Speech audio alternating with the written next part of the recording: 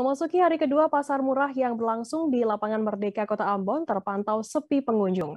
Pada Kamis 21 April pukul 1 siang, belasan gerai yang dibuka distributor tersebut tampak lengang. Hanya satu atau dua orang warga saja yang datang untuk melihat-lihat.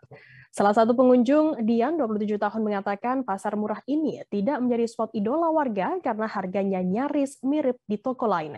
Padahal saat pembukaan, Gubernur Maluku Murad Ismail menyatakan harga sembako di pasar murah ini miring hingga 50% dari harga normal.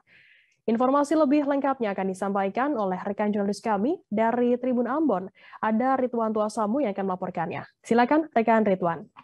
Baik rekan Firda dan Tribuners, di pasar murah yang digelar oleh pemerintah Provinsi Maluku bekerjasama dengan sejumlah distributor di Kota Ambon yang digelar di pelataran Lapangan Merdeka Kota Ambon sejak 2 hari yang lalu.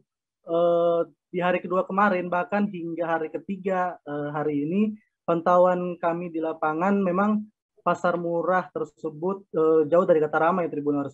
Berbeda dengan hari pertama saat diburu oleh warga Kota Ambon, namun di hari kedua dan hari ketiga tadi memang sejumlah gerai yang tersedia, baik itu dari distributor swasta maupun gerai yang dibuka sendiri oleh Dinas Ketahanan Pangan maupun Dinas Pertanian, justru terlihat sangat kosong. Bahkan beberapa gerai distributor yang awalnya buka di hari pertama, di hari kedua dan hari ketiga ini justru memilih untuk menutup gerainya sendiri. Dan menurut keterangan dari sejumlah warga yang kami wawancarai secara acak, bahwa mereka tidak terlalu antusias dengan pasar murah yang digelar oleh sejumlah distributor ini.